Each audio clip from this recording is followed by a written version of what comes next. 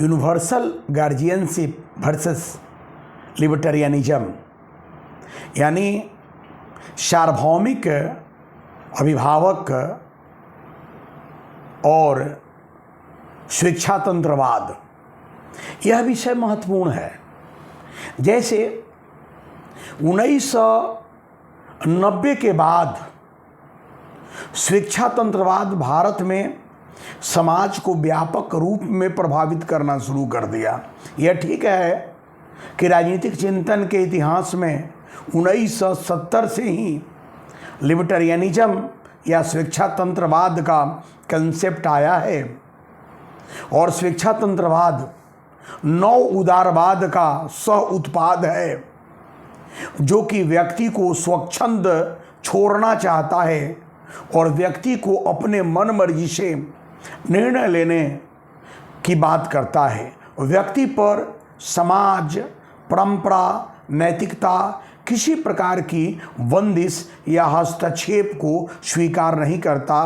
व्यक्ति को स्वच्छंद छोड़ देना चाहता है और व्यक्ति अपने मन मर्जी से अपने लाइफ को इंजॉय करेगा। इस इंजॉयमेंट की बात को प्रमुखता से रखना भी स्वेच्छातंत्रवाद है।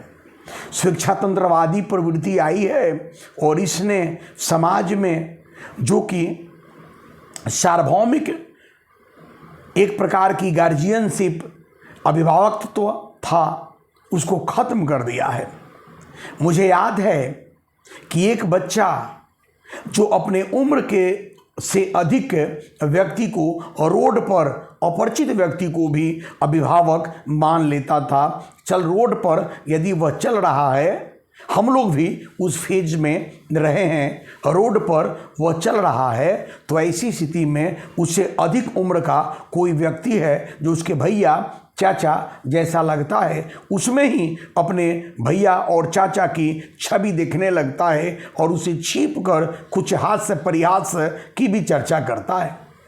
1990 के आसपास तक या कुछ दिनों बाद भी ग्रामीण संस्कृति में इस प्रकार की बातें रही हैं और जनरल गार्जियनशिप का सिद्धांत काम किया है।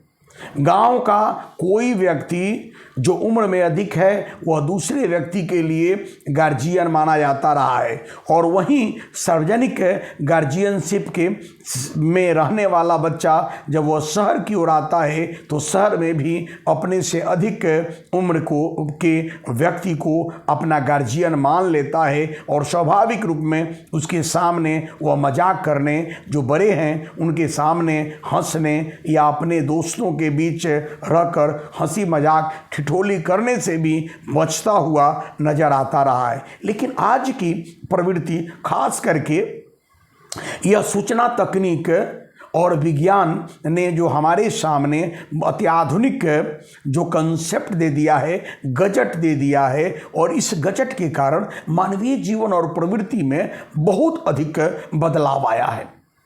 1970 से जो शिक्षा तंत्रवाद जो हमारे पहले वाले टीचर पढ़ाते रहे हैं वे पढ़ाते होंगे, उनके सामने उस प्रकार की शिक्षा तंत्रवादी प्रवृत्ति और संस्कृति बच्चों में नहीं दिख रही होंगी जितना मुझे दिखती है।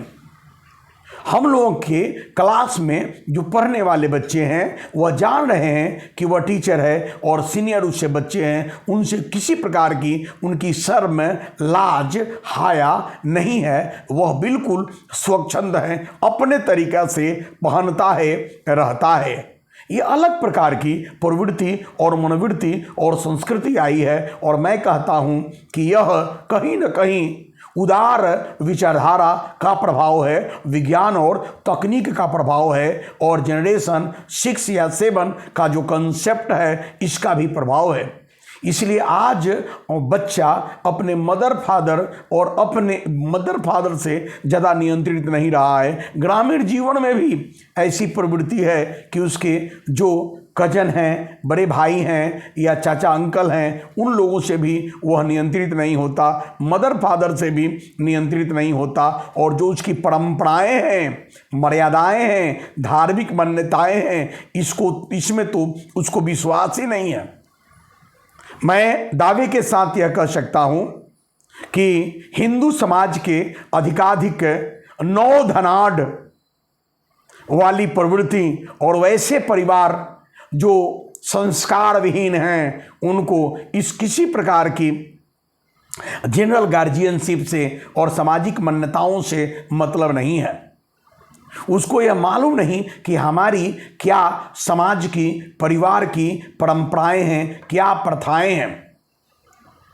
यह स्थिति या समाज में हो गई है। यह समाज के लिए चिंतनीय है और कहना नहीं होगा कि अब जो अमेरिका में राजनीतिक सिद्धांत प्रतिपादित हो रहे हैं, उन राजनीतिक सिद्धांतों का न केवल तुरंत भारत के महानगरों में, महानगरीय संस्कृति और जीवन में, बल्कि वह छोटे छोटे शहर, कस्बों में और ग्रामीण जीवन में भी इसका प्रभाव पड़ रहा है। इसलिए ग्रामीण जीवन में रहने वाला व्यक्ति भले ही शिक्षा तंत्रवाद या लिबर्टेरियनिज्म के बारे में कंसेप्ट के रूप में नहीं जानता है, लेकिन उसकी प्रवृत्ति से, उसकी व्यवस्था से, उसकी संस्कृति से प्रभावित दिखता है। एक अनपढ़ आदमी में भी इस प्रकार की प्रवृत्तियां दृष्टिगोचर हो रही है। इस पर चिंतन करने की आवश्यकता है और इस संदर्भ में, नवीन रूप में और भारतीय संदर्भ में शिक्षा तंत्रवाद की नवीन सिद्धांतों का प्रतिपादन आवश्यक है।